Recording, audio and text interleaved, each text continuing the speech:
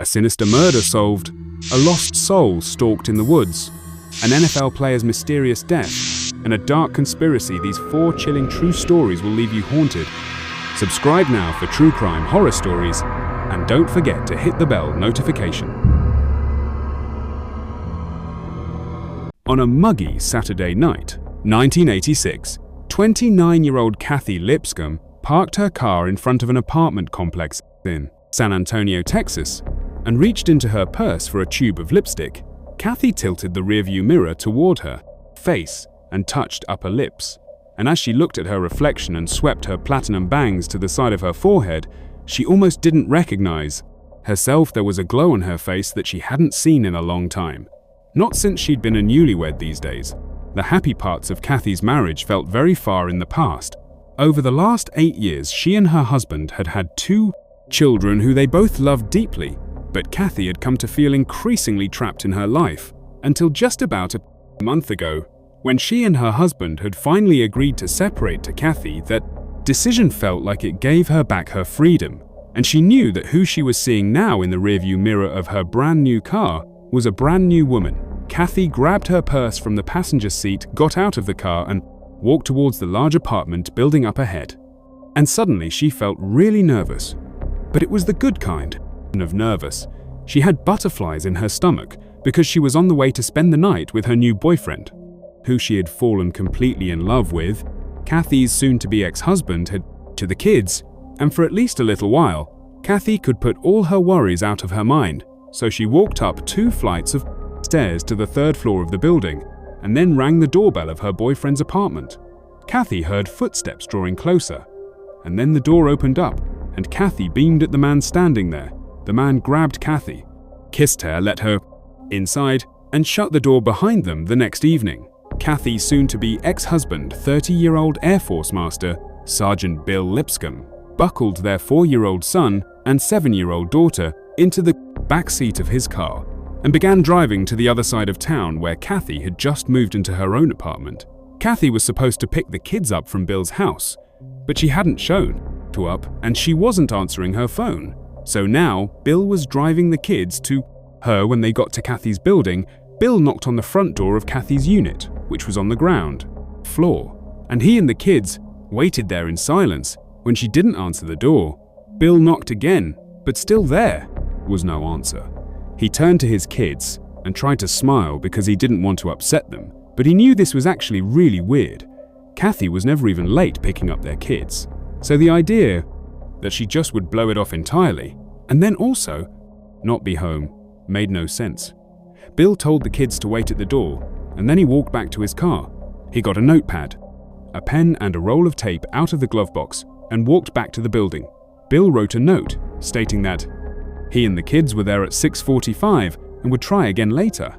Then he stuck that note to Kathy's front door. Then he looked down at the kids and asked them if they wanted to WR their mum a note too. The little girl nodded and took the pen from her dad and scribbled onto the pad, and Bill tore out the page and stuck that to the door as well. The note read, in large block letters, "Mommy, we love you." A day later, at around 9:30 a.m. on Monday morning, a woman working at a university health clinic named Sarah Bowers had a question for Kathy Lipscomb, who was one of the nurses that she worked with.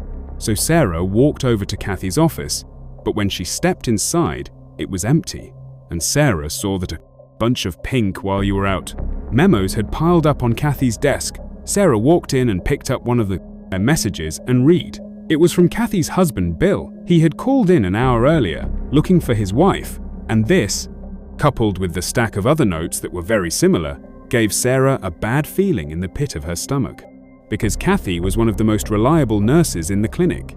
Like, where had she gone? Why hadn't she called in? Sarah picked up the phone and dialed Kathy's apartment number. She knew it because she and Kathy were actually friends outside of work, but the call just rang without an answer, and Sarah eventually hung up and returned to her desk. But over the next hour, Sarah could barely focus because all she could think about was Kathy.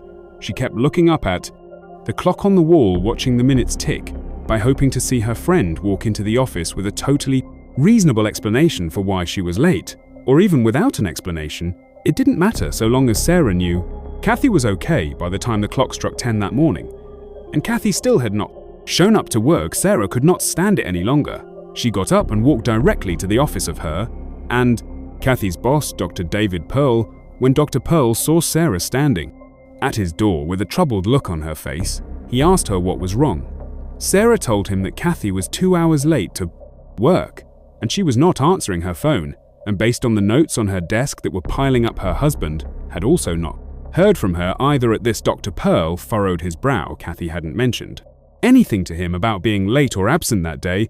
It made him concerned that she might be sick, or maybe even injured and couldn't get to the phone. So he asked Sarah to drive over to Kathy's apartment to check on her. Sarah sped over to Kathy's apartment, which was only about 10 minutes away. When she got there, she found the notes on the door, and she knocked, but there was no answer. And so, feeling kind of desperate, she ran to get the building manager and begged the woman to let her into her friend's apartment. Now the manager knew this was against company policy to do this, but she could see how upset Sarah was, so she unlocked Kathy's door and let Sarah go inside. And what Sarah found inside sent her panic through the roof. The apartment was perfectly neat and tidy. It didn't look like anything bad had happened to here, but there was no sign of Kathy. In fact, it looked like she had not been home for days. At around the same time, about 15 miles away, an airman who worked at the local Air Force base was driving to work down a 2-lane road outside of town when he noticed something lying in the grass. On the side of the road, the airman pulled over to the shoulder and got out of his car to investigate. He walked off the road and into the grass and stared down into the weeds in utter disbelief. When he got over the initial shock, he ran back to his car, drove to the nearest house, and called the police. It took police officers from the Bexar County Sheriff's Office just a few minutes to arrive at the spot. On the road where the airman had made his discovery, it was a strange location for a 911 call. The area was pretty much deserted, and this road was basically only used by Air Force personnel who drove in and out of the base. The police got out of their cruiser and walked to the side of the road into some spiky grass, and just a few feet in, they stopped for a minute. They just stood there together in silence, looking down, because they're lying in the weeds below. They saw the dead body of what looked like a teenage girl. She was naked and covered with ants, and they saw thin trails of blood on the sides of her mouth. But as horrifying as all of that was, the officers were actually much more fixated on something else. The girl's body was contorted. Her legs were bent out. The knee and her ankles were crossed, as if she had been sitting crisscross style. Her torso had been folded forward, so her chest was resting on her legs, and there was some kind of fabric under her foot. The officers had been to enough crime scenes to know that this girl's body had not just been tossed out of a car quickly by a person trying to get rid of evidence. Instead, her body had been carefully posed, like whoever killed her wanted her to be found. That afternoon, homicide investigator Sergeant Sal Marin sat in his office at the sheriff's station trying to ID the victim that police had just found on the side of the road. Marin had started off pretty confident that he would be able to figure out who it was pretty quickly. From the looks of things, the victim appeared to be a teenager, and she had been healthy, well cared for, and well groomed. In other words, she looked like she probably had a family who would definitely report her missing right away. But so far, Marin had not been able to find any missing persons reports that matched her description, and he thought that was strange. Just then, a second secretary came by and dropped off the medical examiner report from the autopsy. Along with the crime scene report, Marin grabbed the medical examiner report first, and as soon as he opened it, he grimaced. The victim had been sexually assaulted and strangled to death, most likely on Sunday night. So one day before she was found, her body appeared to have been posed soon after her death, before rigor mortis had set in, which is the stiffening of the body after death, and to Marin, this felt off. Usually when young women were murdered, the killer was someone they knew, either a partner, friend, or a family member who acted out of rage or jealousy. Sadly, it wasn't unusual to see sexual assault or strangulation in cases like this, but it was extremely unusual to see such deliberate posing of the body. Killers who know their victims often try to cover them up, not display them posing a body was evidence of a careful and deliberate killer, acting with a plan. It was something that sadists and serial killers did, and it made Marin think that his killer was likely a stranger to the victim. And that was bad news, because killings by strangers were among the hardest to solve. The suspect pool was enormous, because the killer could be anyone. But as Marin continued through the report, he spotted what he thought might be his first clue: 4 strands of long red hair that were found on the girl's body. The girl was a blonde, which meant the red hairs could have come from her killer. The medical examiner had examined these hairs under a microscope, and they found they had been dyed red, and they had no roots. And Marin wasn't sure what to make of this. The hair could be from a wig, or they could be from a woman's head. But Marin found it highly unlikely that his killer was female. He put the autopsy report down and picked up the crime scene report, and here Marin found his second clue: the victim's clothing, which was a pair of Levi's jeans and a t-shirt, had been placed underneath her right foot by the killer. And what Marin noticed was that clothing had been rolled up rather than folded. Marin picked up a pen and wrote down the word military in the margins. Marin knew that people in the military were trained to roll up their clothes instead of folding them, because it was more compact and efficient. And the girl's body had been found on a road, used almost exclusively by members of the Air Force. But before Marin got too deep into his theories on the killer, his first priority was to find the dead girl's identity. Only then would he be able to begin in retracing her last moments and figuring out who she had contact with in her final days. So over the next hour, he began reaching out to local radio and television stations, asking producers to broadcast news of the crime every half hour with a description of the young victim. He got the story placement at the top of the afternoon news. Later at 5 p.m, when still no tips had come in, Marin was getting ready to leave and grab something to eat. But just as he was standing up from his desk, his office door swung open and a deputy handed him a single piece of paper. It was a missing persons report for a woman named Kathy Lipscomb. Her family had just called to report that no one had seen or heard from her since Saturday and the 2nd. Marin started reading the report. He felt a rush of adrenaline. Kathy was petite blonde and had gone missing right around the time the medical examiner believed his victim had been killed. Marin thought Kathy might be his victim, but then his eyes settled on Kathy's age, and he felt his excitement drain away. Kathy was 29 years old, almost 30, but the dead woman found on the side of the road looked a full decade younger than that. At least so Kathy didn't seem to be a match for his homicide victim. Still, Marin wondered if this missing persons report about Kathy Lipscomb was a different kind of clue in his case, because based on Kathy's physical description, it was eerie how similar the two women were. Marin felt his appetite vanish, and he sat back down at his desk. He was starting to fear that he could have a serial killer on his hands, who was hunting petite blonde women, and that Kathy could actually be his second victim. A few hours later, Marin's efforts to get the description of his victim blasted out onto the airwaves. Paid off by this point, Marin was at home on his couch watching television. When his phone rang, he walked into the kitchen and picked it up. It was the medical examiner's office calling to tell him that a woman watching the news had heard about the discovery of the body and realized that the description of the young victim matched a friend of hers perfectly.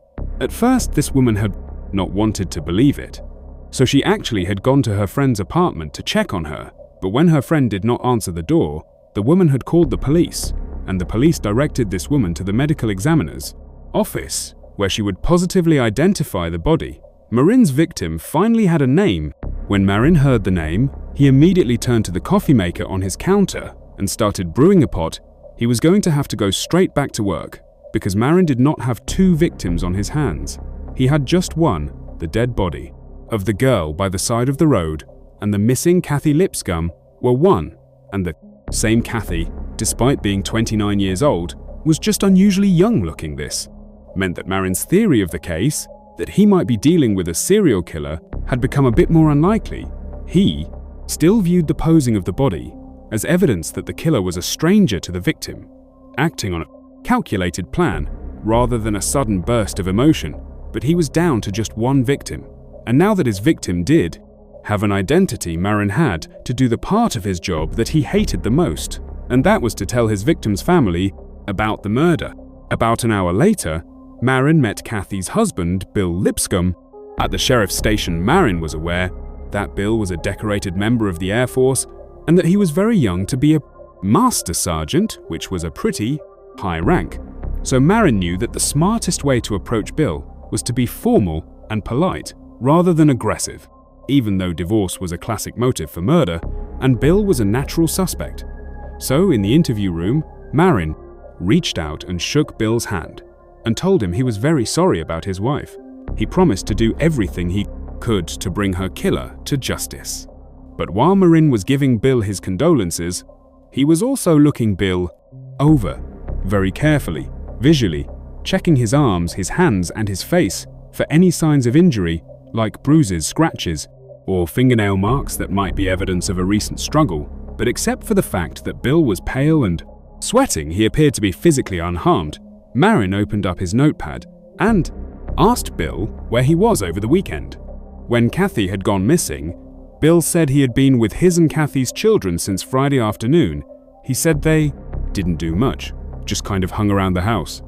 Bill said Marin could talk to the kids and they would tell him the same thing.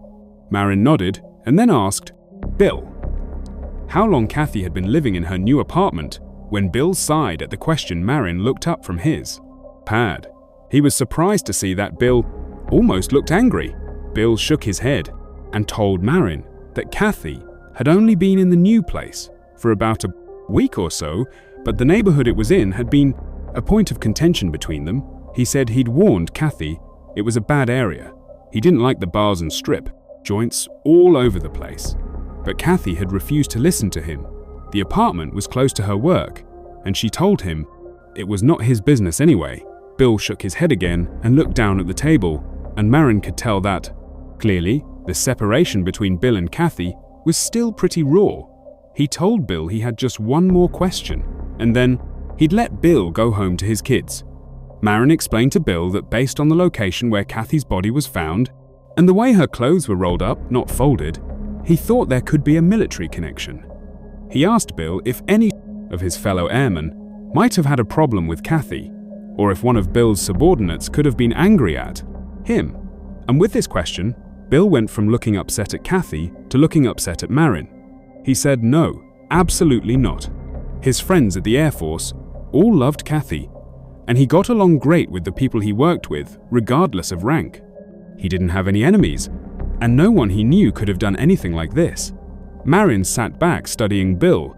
He could tell Bill was worn out and getting frustrated, but he didn't find that particularly suspicious given the circumstances. Marin decided that the best move was just to tell Bill to go home. It was late, and he'd get better.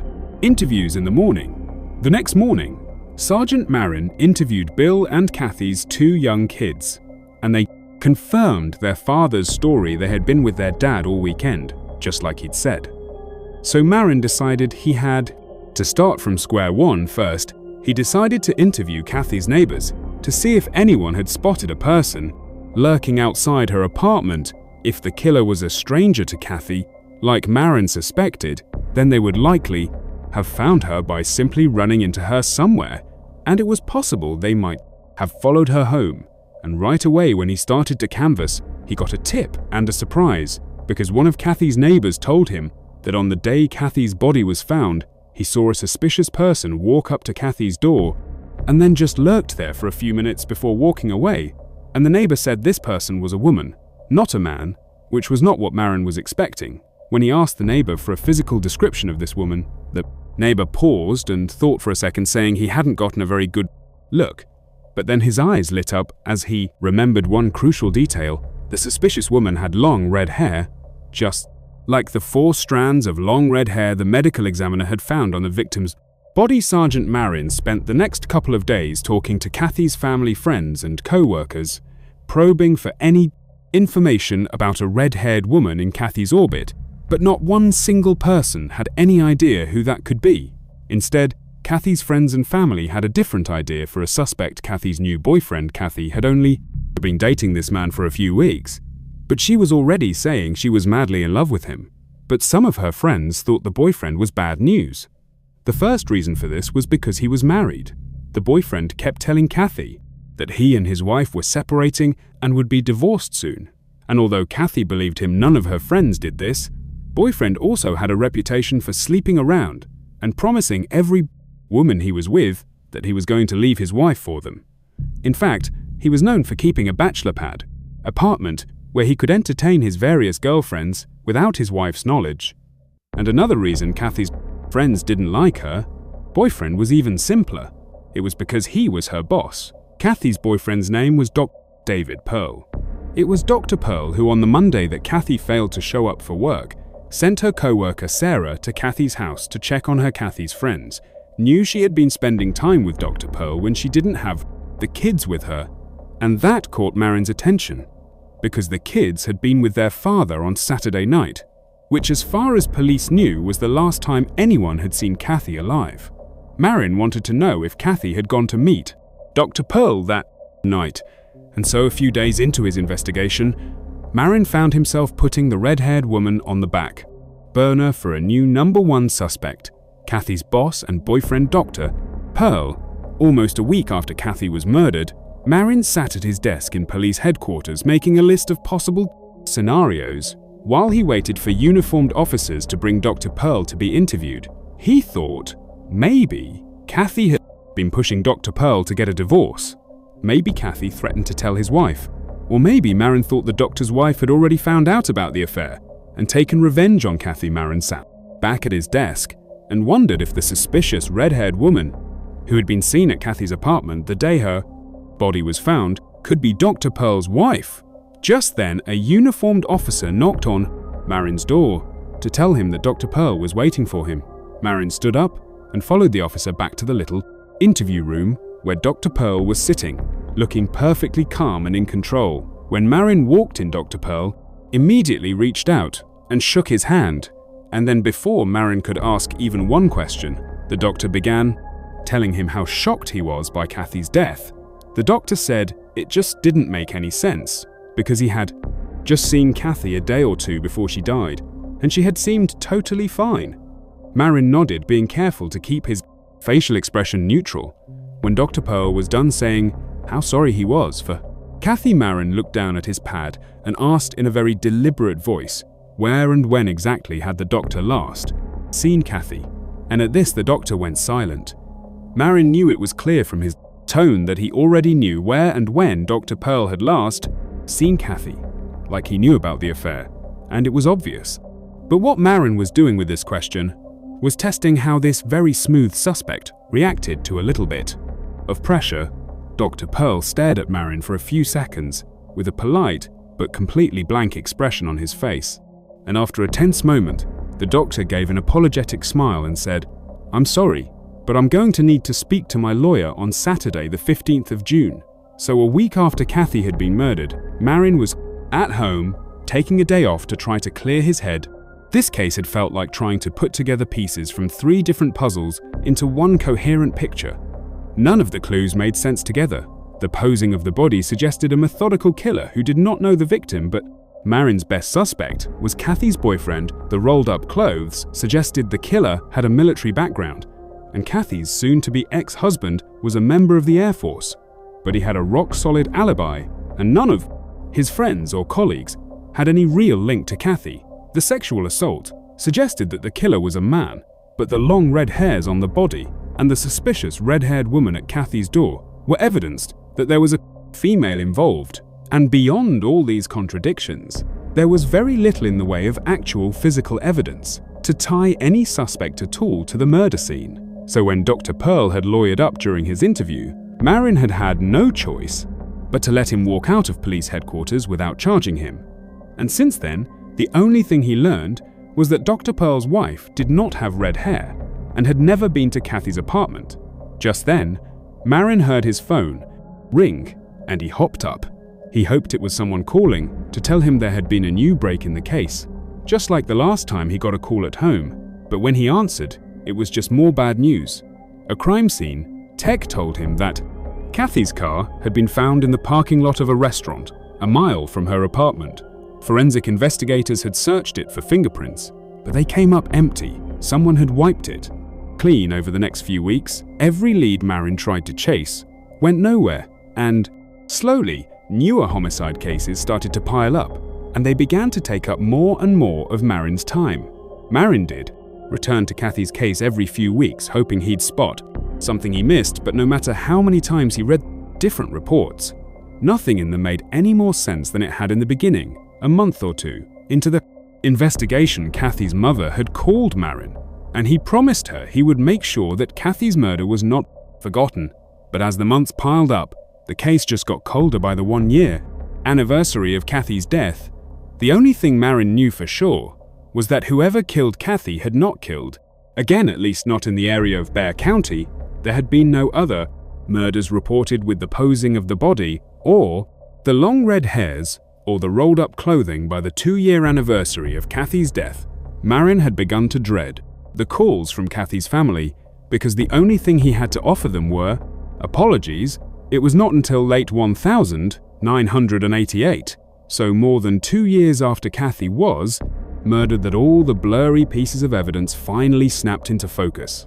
And it happened because Kathy's family hired a private investigator when this pie heard about the initial handling of the case and the huge mistake made in thinking that the body of Kathy Lipscomb was that of a teenage girl. He decided to start the investigation all over again, and in doing so, he discovered a critical piece of evidence that somehow the police had missed. That evidence was Kathy's datebook.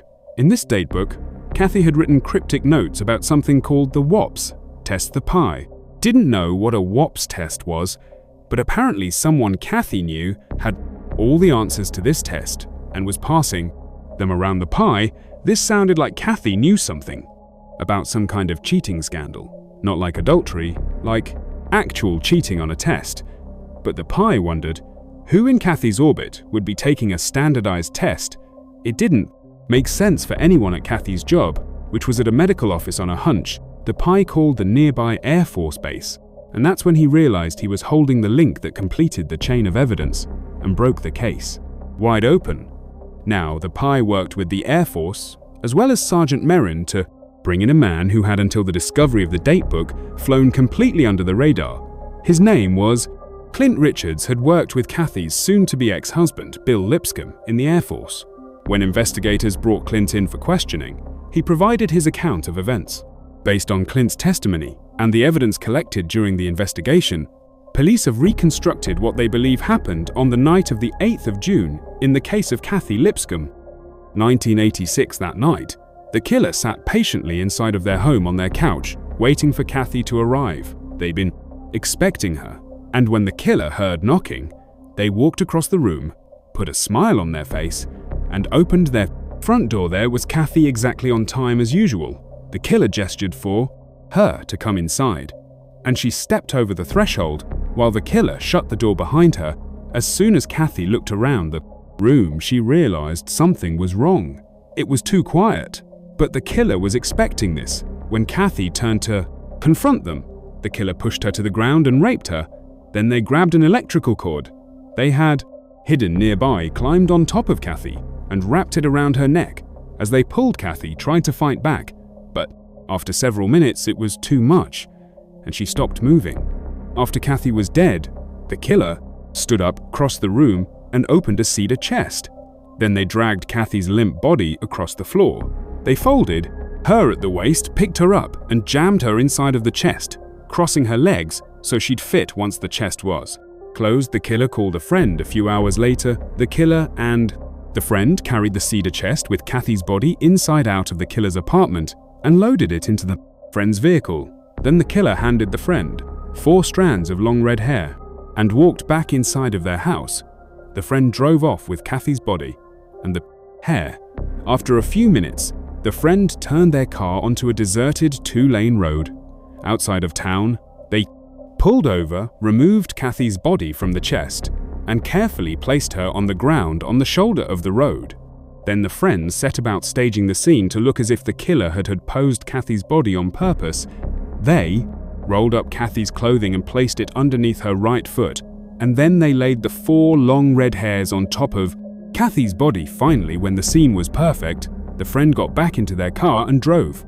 home with Kathy's death, both the killer and the friend were now certain that no one would ever know that the killer had cheated on the promotional exam that the Air Force called the Weighted Airman Promotion Systems Test, or, as everybody called it, for short, the WAPS test. The friend who dumped the body was Clint Richards, and the killer was Kathy's soon-to-be ex-husband, Bill Lipscomb. It was Bill, the young master sergeant who had moved up the Air Force ranks with shocking speed, who had cheated on the WAPS test. Kathy knew about it, and she had threatened to expose him during their divorce, because she wanted Bill to give her full custody of the children. It would turn out that Marin had been correct in his assessment that Kathy's killer had acted with the plan and had deliberately posed her body, but he had been wrong about why Bill and Clint had worked together to stage the crime scene to make it look like a murder committed by a sadistic rapist. Those long red hairs were part of that staging, meant to throw the police off, and they had worked even better than either Bill or Clint had expected. And this was because of a chain of events that police themselves had set in motion. In their early efforts to identify the body found on the side of the road when they believed the victim was significantly younger than she was, police had put the description of the victim out to the media, and a friend of Kathy's had heard it. That friend had been the one to make the identification of Kathy's body, but she only did so after going to Kathy's apartment to check on her. The suspicious red-headed woman the neighbor had seen was actually just Kathy's friend. It was a total coincidence. It had confused investigators for years. Meanwhile, Bill had escaped suspicion with his alibi because he had told his young children to lie to the police about being with him all night. Bill had preemptively suggested to Marin that Marin should talk to his kids because he knew they would lie for him. It was only when the pie began poking around on the case that Bill's 9-year-old daughter finally found the courage to tell the truth. She had not been with her dad the night her mum was killed. Instead, her dad's friend Clint Richards had taken her and her brother out for dinner. That was why when Kathy arrived at Bill's house right on time to pick up her kids like she always was, she found the house too quiet and realized her kids were not there when Kathy turned around to confront Bill. He raped and killed her. Clint Richards avoided prosecution for cooperating with authorities. As for Bill Lipscomb, he pled guilty to Kathy's murder in order to avoid the death penalty, and he was sentenced to 60 years. In prison, however, he was granted an early release in May of 2021. In 1989, 22-year-old Eloise Lindsay was a fresh college graduate, and she was at a crossroads in her life, because even though she just earned her degree, she really didn't know what she wanted to do with her life. And because she was an experienced backpacker, she thought a good way to, kind of get her life together would be to go on a sort of retreat, go out into the woods, go out into nature, and kind of find herself. So she had planned this very detailed 43.3-mile hike along the Appalachian Trail, starting in South Carolina, where the first 7 days of the hike she would be totally on her own, and then at the 7-day mark she would meet up with a friend at a particular rendezvous point. Her friend would give her resupplies and would be her companion for the rest of the hike. When Eloise told her parents what her plans were, they were not concerned for her safety, because she was an experienced backpacker. She had made trips like this before, and so they said, "Great, we'll see you when you get back." So on the 4th of November, Eloise sets out to begin her journey down the Appalachian Trail, and the first couple of days of her hike were great. The weather was beautiful, the scenery was amazing, and she had all this time to just kind of be by herself and look internal and think hard about what she wanted to do with her life. But on the 3rd day when she woke up, she was sleeping inside of a tent. She had camped just off the trail. She woke up and she had this intense sense of dread. She couldn't really place where it was coming from, but she knew something was wrong, and she's kind of doing inventory of her life. Like, what did I forget? Is there something that I'm just not thinking about right now? But she kind of pushes it aside mentally and thinks, okay, you know what? I'm just going to pack up my campsite here and get hiking. And I'm bound to, come up with what it is that's making me feel this way. So she gets out of her tent and she begins packing up her campsite, and she's looking out, kind of scanning the tree line, Not because she was looking for anything, but just because she happened to be looking out, and she could have sworn that she saw a man standing, 30, 40 feet away behind a tree, and she kind of did a double take and was staring at him. It's broad daylight, it's the morning, and they're near a trail, so it isn't like unbelievable that there might be someone near her at that very moment, but she kind of did a double take and she looked at them again, and this person was gone. And she stood there for a minute, just kind of looking in the direction of where she had seen this guy, wondering, is my mind playing tricks on me? Did I really see someone there? Why aren't they showing themselves again? If there was someone there, they clearly must have just been looking at me. Why aren't they, poking their heads out again to communicate with me in some way? We're out in the middle of nowhere, we should be talking to each other. But the guy never shows himself again. And so as she's standing there wondering what she should do, she isn't ready to yell out to this person because there's part of her that's a little bit nervous about yelling out to some stranger in the middle of the woods, but she starts to get this really intense feeling that she's being watched. And it feels an awful lot like the sense of dread she had while she was in the tent. And she's starting to wonder, are my instincts? Or is my sixth sense picking up that I'm being watched? Like there's some predator out there looking at me right now. And even though she has no way of knowing if that's actually true, she's alone in the middle of the woods. And even though she's experienced, she can't help but feel really vulnerable. And because this guy is just not showing himself again, she feels a little bit threatened, and so she begins to panic. And she starts packing up all of her stuff as quickly as she can. And as soon as she can, she takes off down the trail. Away from that guy she saw in the woods as she was walking down this trail, she couldn't help but think someone was right behind her, and she kept turning around to see if this person or whoever it was behind her, and no one was ever there, but this visceral feeling that she was being watched, that sense of dread she had, it just was not going away. And so she started walking faster and faster before long. She was running, and she's realizing that she's in a section of the Appalachian Trail that's very remote. She's not near civilization. She's not near her next Rhonda Point, and so she's thinking to herself, I need to get off this trail. I need to get to a road. I need to get away from here as soon as I possibly can. And so her options were to continue on this trail for several miles, and it would probably take her until well into the night before she was going to reach civilization. Or she could take a shortcut because she believed there was a road that was running parallel to her trail, but it was way down the mountain. It would require leaving the trail and basically cutting through the wilderness to get down to this road, but she was pretty confident it was right down there. And because this threat of this person or thing following her was so intense, for her, she decided to leave the trail. She couldn't stand the idea of having to spend another night out in the middle of the woods with this person stalking her, and so she walks off the trail and starts running down the mountain. Emmett! Wasn't long before she started to hear audible sounds coming from what she believed to be this person that was following her, and she would turn around and there'd be no one there. And then she started to walk, trying to listen as she's walking, and she would hear footsteps far away from her, and she turned, and there'd be nobody there. But she was certain someone was following her. Someone was stalking her, and the sounds that were coming out of this person, this animal, whatever it was, they sounded like, a deep male voice, but you couldn't recognize as if it was a language of some kind. It just sounded more like a grunt or a yell of some kind. And so her heart rate's elevated, she's panicking, and she is walking as fast as she can just through the middle of the wilderness, hoping she's walking towards this road. But after walking and running for miles into the middle of nowhere, she has not come to a road.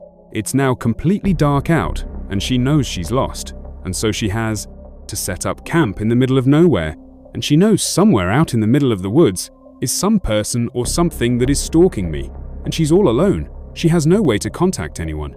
She doesn't have a cell phone. It's 1989. And so she sets up her campsite, and she gets in her tent. She zips it up, and she lays there hoping she doesn't hear any sounds. And sure enough, within minutes of being inside of that tent, she starts hearing those audible sounds coming from somewhere in the forest. And she hears what sounds like heavy footsteps walking around the perimeter of her campsite all night long. She hears this, but luckily they don't come up right to her tent. So there's some separation between her and whatever is making these sounds. And then finally, the sun comes up. She is out of that tent, packs it up, and continues running in the direction she hopes is the road. And of course, all day long she had that sense that someone is watching her. She's hearing footsteps coming from behind her. She would turn. She doesn't see anything. She would hear that audible grunting sound, that low voice coming from somewhere behind her, but again, she would never see whoever it was, or whatever it was that was making the sound. And then again, the sun is starting to set, and she has not found the road. She hasn't found a trail, and she's thinking to herself, I can't even backtrack, because if I turn around and start walking backwards, I'm bound to run into this very thing. I'm trying to escape, and so once again, she sets up her campsite in the middle of nowhere. She gets inside, and as soon as she's laying in her tent, she starts hearing those heavy footsteps somewhere out in the woods, kind of walking around the perimeter of her campsite. She's hearing that low audible sound that she can't quite place, and at some point she falls asleep. She gets up the next morning, she jumps out of her tent, packs it up, and starts running, hopefully, in the direction that will bring her to civilization a couple days later, when Eloise was supposed to meet her friend on the trail at the 7-day mark, and they were going to finish the hike together. Well, Eloise doesn't show up, but after several hours, when Eloise did not show up, her friend left the trail and contacted authorities and filed a missing person report, and the police would launch this massive search for Eloise along the stretch of the Appalachian Trail, where she had said she would be. And for the next 14 days, hundreds of police and volunteers and helicopters are scouring this area, and there's no sign of Eloise. And so after 14 days from the time her friend filed the missing person report, the police had to turn the search off, and they say, look, we can't find her 2 days after the search was terminated. So 23 days after Eloise had initially set off for her trek through the Appalachian Trail, a hunter that was out in the middle of nowhere near the Appalachian Trail discovers Eloise perched up against a tree. She's totally emaciated, she's dehydrated, she's delirious, but she's alive. At first, she was terrified of the hunter because she believed the hunter was this person that had been following her, but when she realized he was there to help, she went with him. She was brought back and brought to a hospital, and she was checked out. And besides being dehydrated and, emaciated, she was okay, and she would detail in multiple interviews and in her official statement that she had been chased for the past almost 3 weeks in the middle of the woods, and she doesn't know who it was or why they were chasing her. And then interestingly, she said right before she was found, so a couple of days before this, Hunter finds her, this person, this thing, whatever it was that was following her, got so close to her a couple different times that she was so scared, she ditched her backpack that contained all of her life-saving equipment, like her sleeping bag and her tent, and it had some food and water in there. She ditched that so she could be lighter, so she could run faster away from this thing that is chasing her in the woods. So you got to be at such a high level of fear that you're prepared to ditch the one thing you really require to survive out in the wilderness, which was her pack full of supplies. And then after she's ditched her pack and she's run for some distance, she's got no supplies, no food, no water. She stumbles across this tree in the middle of nowhere that wedged inside the trunk is a cache of donuts and pound cake. And so she takes the donuts and pound cake, and between that and the stream water she had found, that's what kept her alive for the last few days before she was found. Eloise says she has no idea what to make of her experience, and law enforcement were baffled by it as well. Some people think Eloise had a mental break, and she effectively made this whole situation up, that she really was lost in the woods, but no one was chasing her, and she was just kind of paranoid and running around the wilderness for a couple of weeks. Other people, including park rangers that work that stretch of the Appalachian Trail, believe it's possible she could have been stalked by white men, which are basically people that live out in the mountains, that are effectively feral, that live off the land. And they've been known, according to local legend, they've been known to attack park rangers, and people that live out in that area have claimed to have seen these wild men, and they kind of match the description of what she was describing. But as of right now, there's no official explanation for what happened to her, other than she got lost and was found. From 2002 to 2006, Cullen Infinity was perhaps the most successful college quarterback in history, winning 3 national championships and being named the Division II Player of the Decade. He was also considered one of the toughest college quarterbacks ever. While most quarterbacks spend their careers avoiding hits from defenders, Cullen, standing 6'2" and weighing 240 pounds, embraced contact. He would tell his teammates that he wanted to get hit and would hit back. His coaches hated this about him, but his teammates loved it. Cullen was also known for playing through injuries. During his junior year, he broke his collarbone but didn't tell anyone, playing through an entire playoff series which he won. After college, Cullen was also known for playing through injuries. During his junior year, he broke his collarbone but didn't tell anyone, playing through an entire playoff series which he won. After college, Cullen's professional football career was not nearly as successful as his amateur one. He played briefly for 2 NFL football teams, the Baltimore Ravens and the Denver Broncos. But when he wasn't getting any playing time, and he just could see the writing on the wall that this was not going to be a match, he was not going to make it in the NFL, he left for Europe to play in a European football league. But when his European football career started to sputter out as well, around 2009, he came back to the United States, where he joined a very small-time indoor arena football league. And while Cullen's love of football was still there as much as it ever was, he knew at this point, playing at this low of a level, that his career was effectively over around the same time that Cullen was hanging up his football cleats. He would meet Jennifer, who would become his wife. She was an all-state volleyball player, and in many ways was just as competitive and as athletic as Cullen was. They were kind of like a perfect match for each other. They married in 2010, and Cullen, this big man, big-time quarterback, was shaking and crying at the altar because he was so nervous and excited about marrying Jennifer, because I think this was a really big turning point for him, where he was basically putting football in the past and starting in this new life and building a family with Jennifer, and he was really excited about it. The newlywed couple moved into a house together in Michigan, where they had 2 kids, and Cullen landed a good job in medical sales. And by all accounts, Cullen was just hitting his stride post-football on Memorial Day weekend in 2013. Jennifer's family was planning this 3-day fishing trip along the Baldwin River in Michigan, and the Finities decided they would join them. And so Cullen and his wife and kids, they rented a cabin that was going to be near the campsite that Jennifer's family was staying at. And for the entire weekend, it was just this great fishing trip where everybody had a great time. And the weather was beautiful.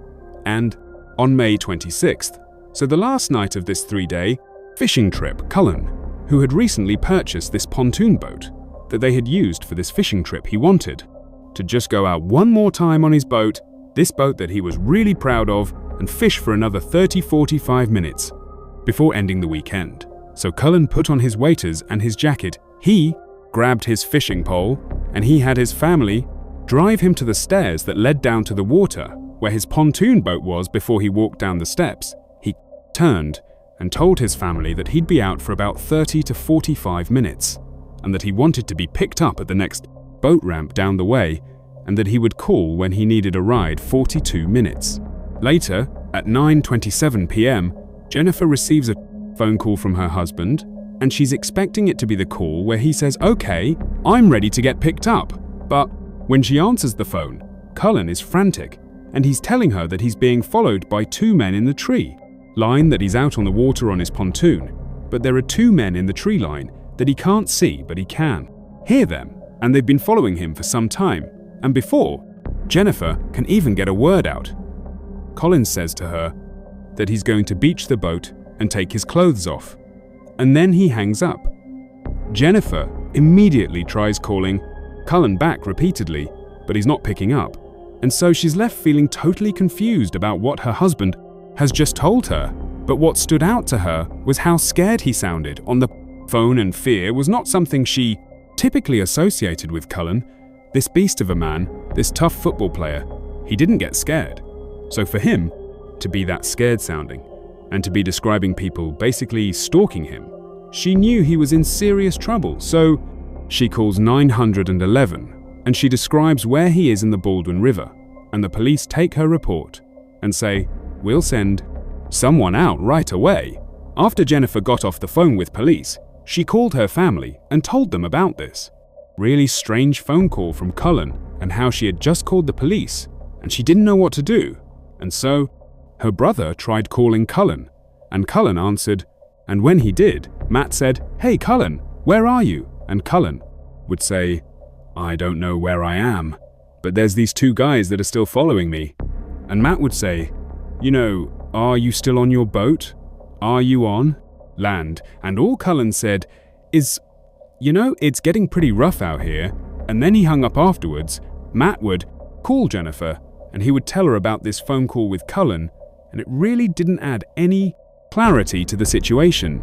And so Jennifer and her family decide the best thing they can do is go to the boat ramp where Cullen had said he wanted to be picked up, in hopes that maybe he would make his way there and they would find him. So Jennifer and her family head out to this location, and Cullen's not there. They get out, they're yelling for him, there's no sign of him. And shortly after, a police car would show up, because this was one of the areas where Jennifer had said, when she spoke to police, that Cullen might be. And so the police officer gets out, they take an official statement from Jennifer, and at this point, they file an official missing person report. Before the police began looking for Cullen, they reached out to his wireless service provider, and they asked them to ping his cell phone from the tower. Any service provider has the ability to roughly triangulate location of a cell phone based on the last few locations of the phone. The last 4 locations that the service provider pinged for Cullen were up to 4 miles apart from each other, which was bizarre in its own way, because the idea that in a very rugged, rough area, in a very short amount of time, that Cullen had been moving for 5-6 miles just to get to these different points that didn't really make sense. But also, when they looked at these points on a map, it looked like each of them was either near a paved road, or in order to get to them, you would have had to cross a paved road. And so they're thinking to themselves, why does he keep moving point to point if at any one of these locations he's near relative safety? But as strange as these, 4 locations were the police now had a really solid starting point. So they dispatched people to each of these points, and they began combing along the river where he had last been seen. And within an hour they discovered his boat. It was a little ways down from where he had been dropped off. It was missing an oar, and it was basically beached on the side of the river. It wasn't clear if it had been intentionally beached, but Cullen wasn't in it. And when they searched around the area, they couldn't find any sign that Cullen was in the area they were yelling for him. He wasn't yelling back. Interestingly, a man who owned property near where the boat was found reported to police hearing screaming or yelling coming from the area where the boat was found around the same time that Cullen went missing. But despite this piece of information, it didn't actually help them discover where Cullen actually went for the next 48 hours. Police and hundreds of people searched in the areas where his cell phone had pinged and along the river where his pontoon had been found, but there was no sign of him then. On the evening of May 28th, approximately 48 hours after Cullen had gone missing, they discovered his body. It was located less than a half-mile away from a paved road, and it was situated in between those 4 points that the cell phone provider had given. He was laying completely face down with his right arm under his body and his left arm over his head, clutching some grass when they rolled him over. He had some blood coming out of his nose. But besides that, there was no significant trauma anywhere on his body. Cullen appeared to be wearing all of his clothes. However, it was noted that the strap on his waders was really badly twisted. Now, if he had never taken his clothes off, that would have been something he would have fixed. It would have been very uncomfortable when he started this trip to go fishing. That would have been something he would have fixed. Now, he said to his wife on the phone that he was going to be taking his clothes off, which there was no explanation for that, but he clearly said that to his wife, and she reported that to police. And so some have speculated that between that phone call and finding him with the twisted strap on his waders, that indicates that perhaps his clothes did come off at some point over the past couple of days and were put back on again either by him or by someone else. His cell phone had also been found in his front pocket, indicating that those cell phone pings had been his actual location. Initially, Cullen's autopsy was completely inconclusive. There was no trauma to his body. There was no obvious thing that killed him. But later on, It was determined he died of pneumonia, caused by inhaling his own vomit. So we don't know how you get to a place where you're inhaling your own vomit, but I would imagine you're in a pretty panicked state of mind if that could happen to you. Many people believe Colin's death was the result of a traumatic brain injury caused by all the years of playing football and getting hit in the head, and so that can lead to paranoia. And so perhaps this was a fit of paranoia. He got turned around, he got scared, he thought somebody was chasing him, and then he vomits and inhales his vomit, and that ultimately kills him.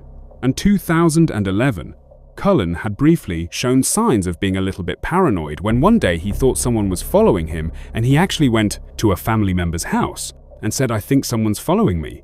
But he could never identify where this person was or who they were. But even if this was a fit of paranoia and no one was following him in the woods, well, why? Didn't he stop on the paved road every time he crossed it because that would have represented safety? I mean, in 2011, when he supposedly had another fit of paranoia, his instincts were to go to a family member and to seek help. And so you would think his instincts in this situation would be similar. He would seek help, he would seek safety, but he continuously left safety. He left the road, he left his boat. His boat was safety. Why did he leave his boat? And even if we turn this around and we say no, it was not a fit of paranoia, that he was in fact being followed by someone or something in the woods, well then why would that prompt him to call his wife and say, "I'm going to get out of the boat and take my clothes off," and then proceed to walk 4, 5, 6, 7 miles in a very short period of time, crossing over a paved road at least 1 or 2 times and not stopping, not signaling for help? That doesn't make sense either. And what was that screaming? That resident heard coming from the area where the pontoon boat was found. Unfortunately, there are many questions in this case, and the vast majority of them will go unanswered. One morning in May of 1994, a woman named Erica Carver was kneeling in her mum's garden in Oakville, Washington, pulling at the stubborn weeds at her feet. The tomato seedlings she'd carefully planted just a week or 2 ago were already being engulfed by thistle and other weeds. Erica hoped they'd survive into the summer, but the weeds grew so fast she'd been at it all morning, helping her 64-year-old mom Maggie prepare the vegetable garden for the warmer months. All the pain they got up here was a blessing and a curse. It helped turn the whole farm lush and green, but that meant a lot of work. Mowing grass and pulling weeds, Erica wiped the sweat off her brow and then gave one final tug on a giant thistle still rooted to the ground. Just then, Erica heard a thumping noise, and this noise, which was sort of constant, got louder and louder like it was getting closer. A moment later, ER looked up to see what was making the thumping noise. 2 enormous black helicopters appeared just above the tree line. The cows started shuffling nervously, and some began to move as the helicopters flew over them. The choppers were moving so slowly that Erica thought it almost looked like they were searching for something on the ground. She turned to her mother and asked her if she knew what was going on. But Maggie just shrugged and continued weeding without even glancing up at the sky. She told her daughter that helicopters had actually been doing flyovers in the area for months now. Nobody really seemed to know what they were doing, but they seemed harmless. Erica watched the helicopters until they disappeared into the distance. It definitely did not seem like a regular flyover to her. But if her mum wasn't worried, Erica wasn't going to dwell on it either, so Erica got back on the ground and kept tending the garden. 4 months later, on the morning of the 7th of August 1994, peered out the window of her mother's farmhouse on another rainy day.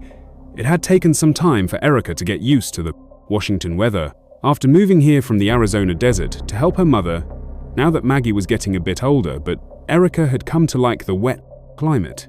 And as she looked out the window, she could see that all the rain she was starting to like had given them an abundance of tomatoes. Erica went out to the kitchen to make herself some coffee before she began her chores for the day, but as soon as she got to the kitchen, her mother's dogs burst inside, followed by her mother, whose face was as white as a sheet. Erica shouted over the dogs, who were barking like crazy, and asked her mother what was going on. Maggie said she'd let the dogs out while there was a lull in the storm, and when she was over near the barn, Maggie said she noticed there were all these strange things all over the box of firewood. They almost looked like hailstones, but when she touched one, it felt soft and jiggly. Erica was very confused by this and just went outside to see for herself. As she walked to the barn, sure enough, Erica saw dozens of small, transparent, gelatinous blobs covering the ground. And as Erica neared the box of firewood that her mom had referenced Ed, she saw that it was covered in these strange objects. Erica walked over to the garden, and she saw the plants were also drenched in the slimy goop, as though it had rained transparent slime. And so Erica looked up at the sky and then back down at the tomatoes and lettuce and wondered if it was even safe to eat the vegetables now. Erica hurried back inside and found the phone number for the Department of Agriculture. But when she spoke with a representative about this goo, he did not seem too concerned. He said he didn't have an explanation for what the goo was. Sure, it did sound totally weird, but also it was very likely harmless. Toxic substances did not rain from the sky. Like that whatever this goo was, the next rain would very likely wash it off the crops, and everything would go back to normal. But Erica wasn't so sure. After she got off the call with this representative, she called her brother, James, who was a paramedic in town, and he told her he had actually seen the goo as well where he was, and agreed that something didn't feel right about it. He said he had gotten reports that this stuff had been falling all over Oakville, and he'd even heard over his emergency scanner that a local police officer had had to pull over on the road because his cruiser had suddenly become covered in it, and he couldn't even see. James told his sister that he was actually off the day and said he would come over and they could try to figure out what this was.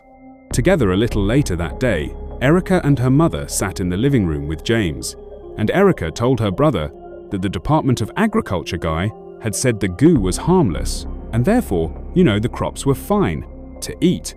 But James agreed with Erica. He wasn't sure the crops were actually safe to eat, despite what this guy said, and they couldn't be positive until they knew more about the goo. And so Erica and James decided to go outside to have a closer look. And just in case this stuff was actually dangerous, they told their mum to just stay inside once the brother and sister were out in the yard. James reached into his pocket and pulled out 2 sets of latex gloves. Erica had asked him to bring them over as a precaution back in Arizona. Erica had worked for the Occupational Safety and Health Administration, or OSHA, and so she knew from experience that unknown substances should be handled with care until they knew for sure that it was not toxic. Erica kneeled down next to some of the goo James right beside her, and carefully, she scooped up one of the blobs into a glass jar. The transparent viscous goo wasn't moving on its own, but when she touched it, jiggled almost like jello over for the next few minutes. They scooped up enough of these blobs to fill up the jar, and there were still countless more of these small, gelatinous globs all over the yard. Erica put the lid back on the jar and then held the jar up to the sunlight. She could see that blobs were completely transparent, like aloe vera gel. Erica was fascinated. She had always been curious by nature, and her old job with OSHA had really taught her to think like a scientist, so she decided to do a little experiment back inside. Erica set up a makeshift laboratory in the kitchen. She placed 3 bowls on the counter, one filled with water, another with rubbing alcohol, and the last was empty. Then her brother, James, reached into the glass jar and pulled out the first blob. She noticed it stuck to his latex gloves. Erica held her breath as James carefully placed the blob into the water bowl, and right away the blob just sort of floated on the surface. Now this didn't answer a whole lot of questions, but what it did do is tell her that the blobs had to contain chemicals other than just water. If it was just water, it would have broken apart and dissolved inside of the water, but it didn't. And so Erica reached out and took another blob with her gloved hand and placed it into the alcohol bowl, and again, it did not dissolve. Erica urged James to be gentle as he placed the final blob into the empty bowl, and then she watched as her brother held a lighter to that blob for a few seconds, but the fire did nothing. It didn't burn the blob at all. Erica was intrigued. She was not exactly sure what any of these reactions truly meant. All she knew was that she still had no idea what the substance could be, and when she made eye contact with her brother, She could see, from the expression on his face, that he also was totally confused. The following day, Erica was at her mother's house when she suddenly heard a loud thud coming from her mother's bedroom. Erica ran into the room to find her mum lying on the floor with her face pale and sweaty.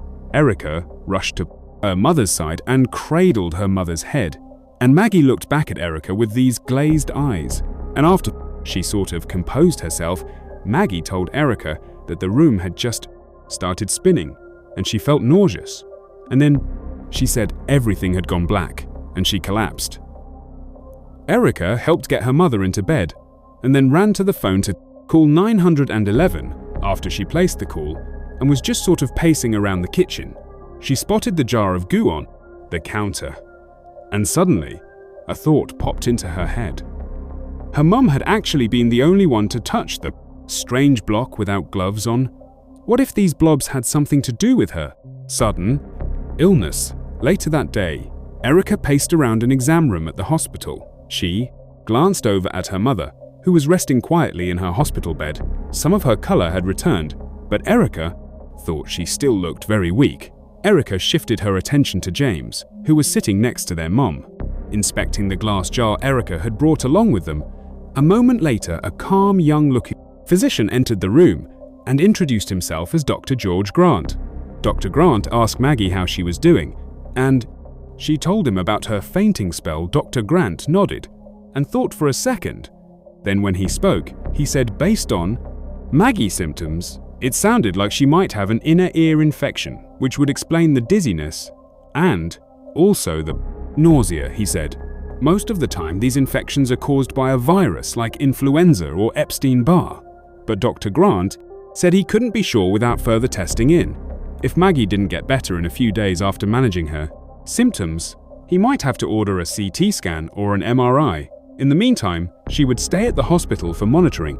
Erica felt her body tense up.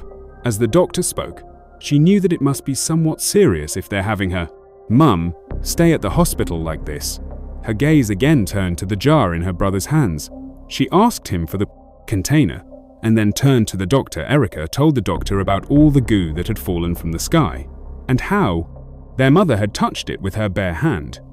Erica explained that she and her brother had collected some samples of the SCO that they had brought along with them in this jar. Erica asked Dr. Grant while holding up this jar if maybe the goo had something to do with her mother's illness.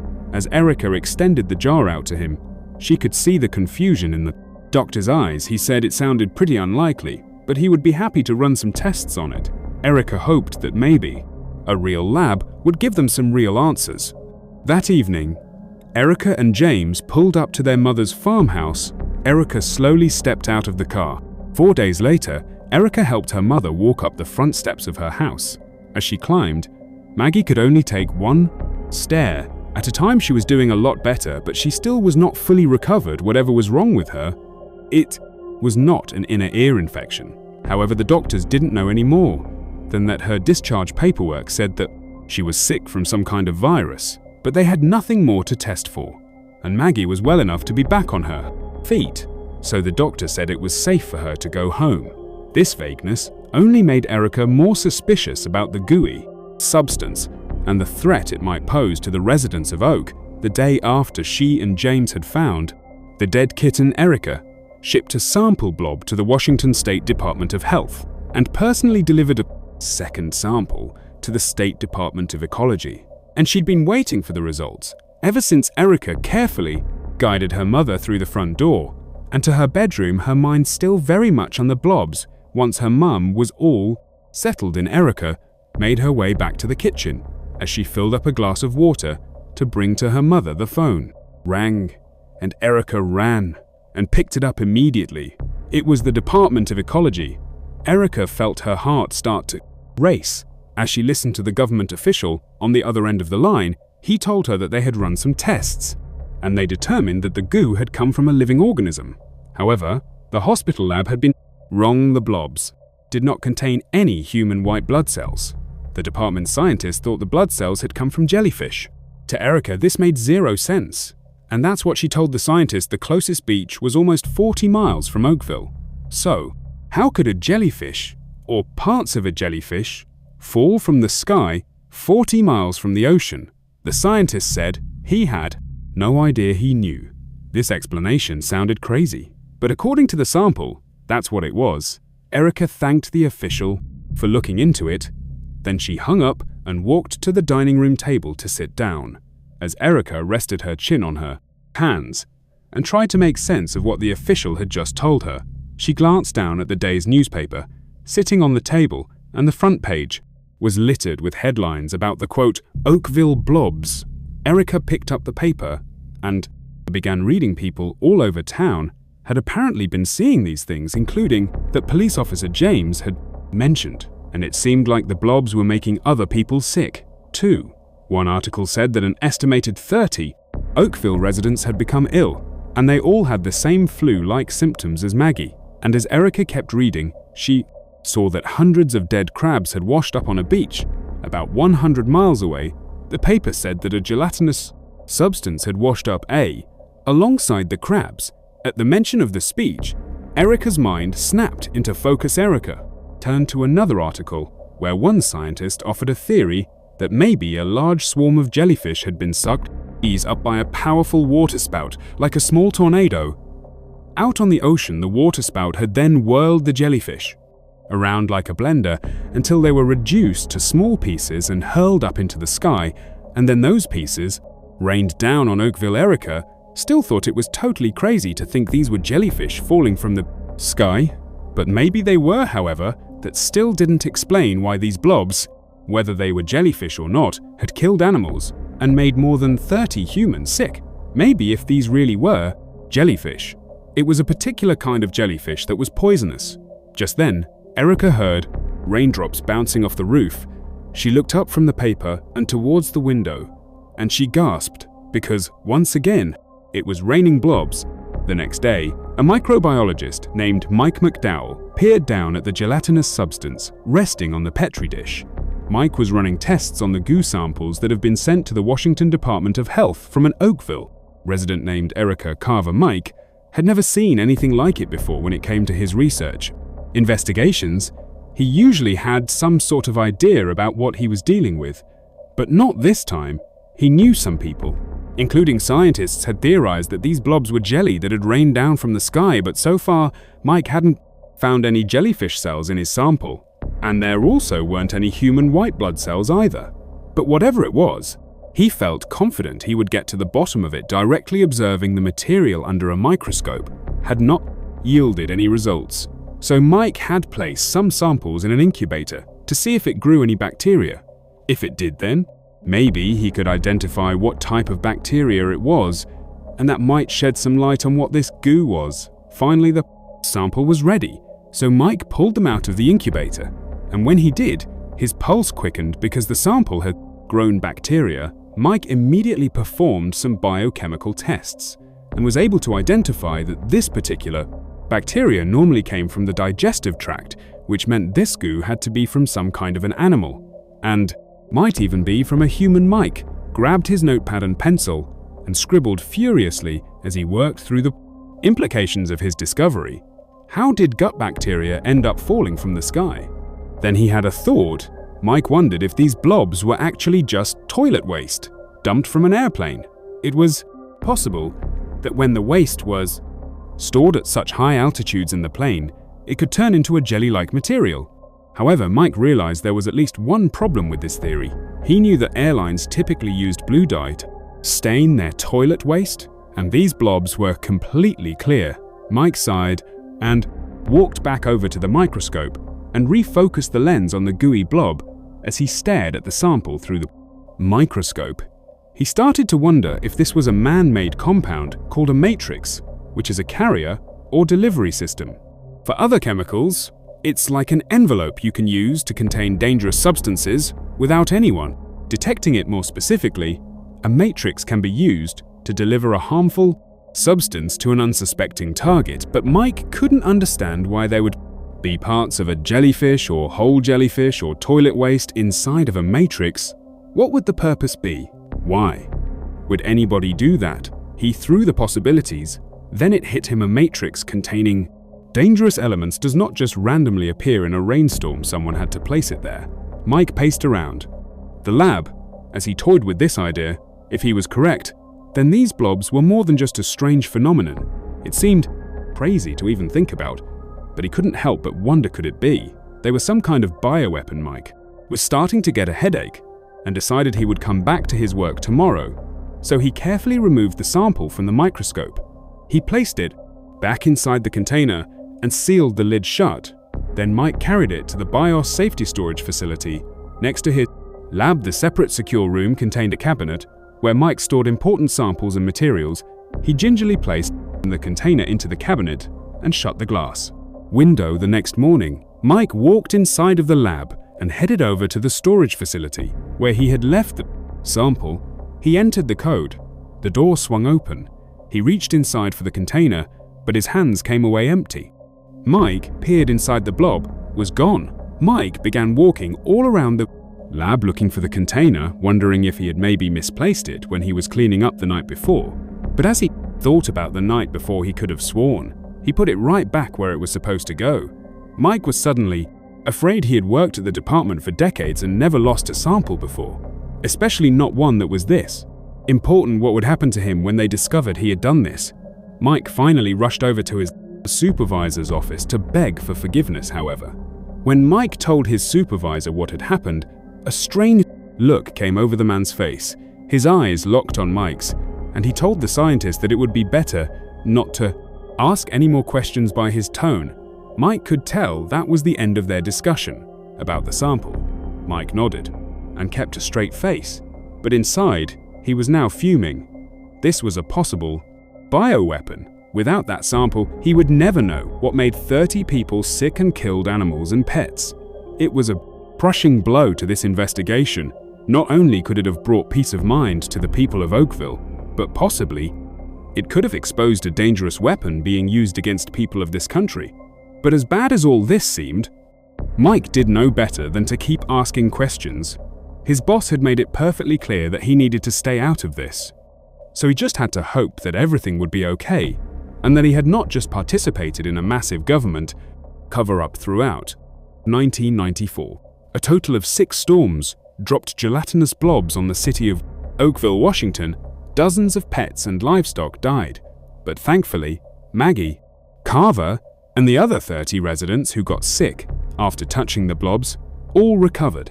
Erica continued to send out samples of the blob she had collected, hoping somebody would finally learn the truth about what really were, but no one ever came forward with an official explanation.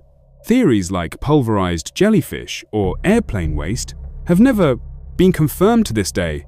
Erica believes the full story of the blobs has never been told, just as the scientist, Mike McDowell, began to suspect. Erica feels certain that these blobs might be part of some secret government experiment. After learning about McDowell's theory that the blobs could be some kind of bioweapon, Erica thought back to the black unmarred helicopters she saw over her mother's farm that summer. Those kinds of helicopters are frequently associated with secret government projects, and so she wondered if they had something to do with these blobs. It just seemed like too much of a coincidence for them not to. But like all the other theories around these blobs, this one has also never been confirmed. She and her family still don't know why those helicopters were flying slowly over the area around the same time the blobs fell. And so for now, the Oakville blobs remain an enduring mystery.